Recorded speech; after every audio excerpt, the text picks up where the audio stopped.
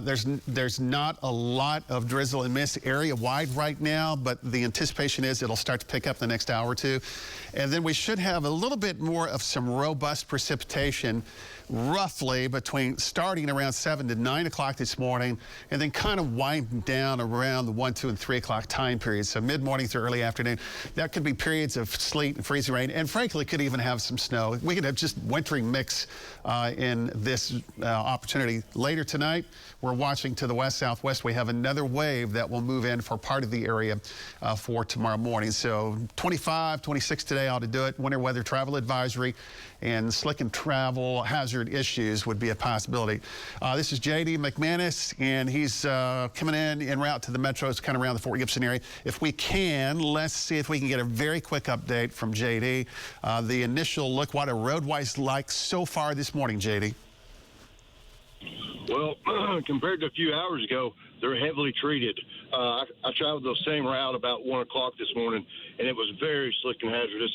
But there's a lot of sand on the road, and the Highway 62 between Fort Gibson and Muskogee really isn't too bad. We're going to get on the turnpike, and I'll let you know what's going on there, Alan. All right, JD, appreciate it. This is Sequoia Quentin. He's on I-40 near the Warner area. A couple of minutes ago, he actually had some snow coming down in this region.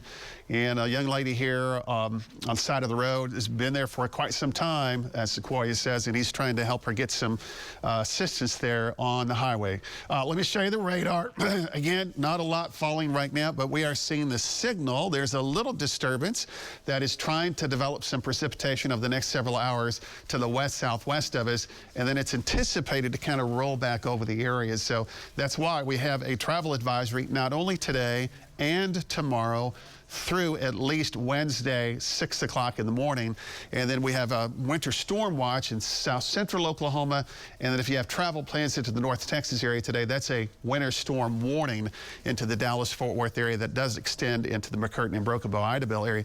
So roughly speaking, we could have all different types of wintry precipitation just about anywhere through northern Oklahoma.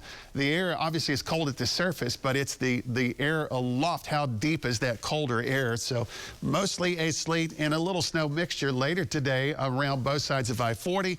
We could have a sleet and freezing rain mixture in far southern Oklahoma and some light snow as well. Most high-resolution data is indicating that we should have a swath of some sleet snow mixture trying to develop through mid-morning.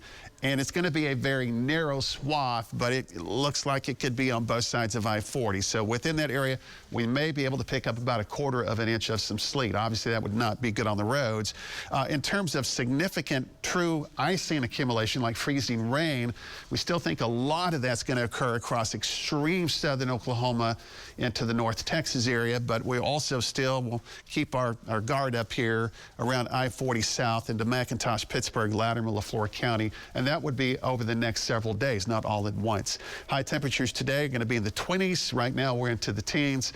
So our probability on the map here, this is not going to be for every single location. However, if you're watching or listening, most of us are included in travel advisories, winter weather travel advisories. Technically, southern Kansas, our counties in southern Kansas are not included in a travel advisory at this point. Improving conditions Thursday afternoon and bring on the weekend. We're looking for 50s.